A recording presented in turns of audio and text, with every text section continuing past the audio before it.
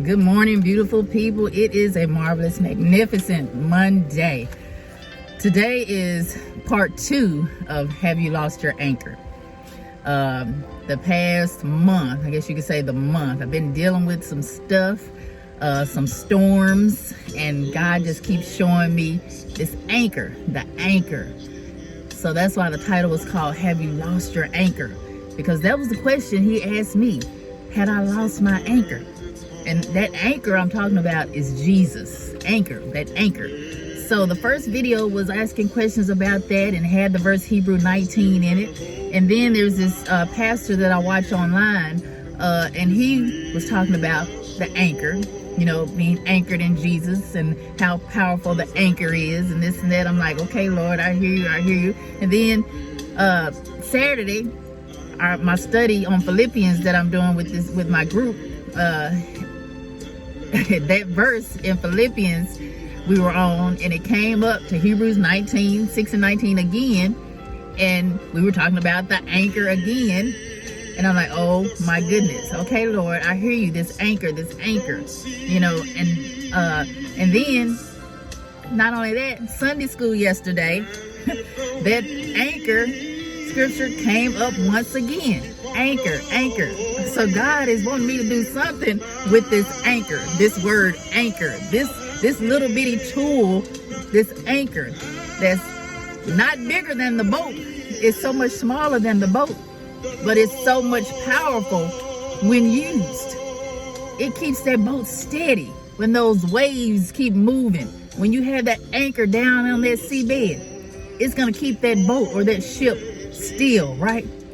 But not only that, you don't just bring that anchor out just then at that moment when the storm is happening. We got to remember to take that anchor everywhere we go, right? We got to remember that anchor, Jesus Christ, is not just there when the storms come, but he's there with us when there is no storm. He's there with us before the storms even hit. He's there with us in the midst of the storm. He's there with us when everything is going good and we don't even see the storm that's about to happen in the midst of our lives. He's still there. So that storm, that anchor, that power, that Jesus, we need to have that anchor with us on the job. When things start messing up on the job, we need to have that anchor with us in the car, driving on these crazy highways. We need to have that anchor with us in our homes, with our families, when children start acting up, when the spouses start acting up, when family members start acting up. We need to have that anchor with us in the church, when church folks start acting up. Everywhere we go, we need to be anchored in the Lord. Anchored in the Lord. Our soul needs to be totally anchored in the Lord. Hebrews 6 and 19 once again says, it declares hope we have as an anchor of the soul, firm and secure. But then go on to verse 20 and it says, where our forerunner. Who is the forerunner? Jesus is the forerunner. He has entered already on our behalf. So whatever storm you're in right now, whatever storm that's about to come your way and you don't even know about, guess what?